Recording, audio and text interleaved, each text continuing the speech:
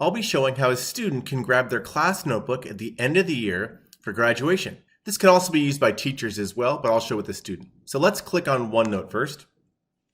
And I'm going to switch to the Class Notebooks tab right here in my notebook picker. You'll see that I have a Humanities notebook. Now, if I hover here and I go to the ... menu, you're going to see a Save a Copy link. And let's click that.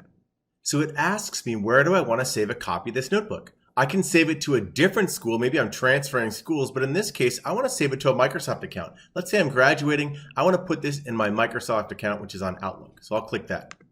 Now it asks me, sign in with your free Outlook account. So I'm doing that. Here we go. Now it says, where do you want to copy this class notebook to? And I'm going to copy it to my Microsoft account right now. And I'm going to click Copy Notebook. Now it says, hey, you know what? We're going to send you a mail when it's ready. Give us a couple of minutes, come back, and they're going to mail it to my Outlook account. And I say, got it. Now I'll switch over to my Outlook.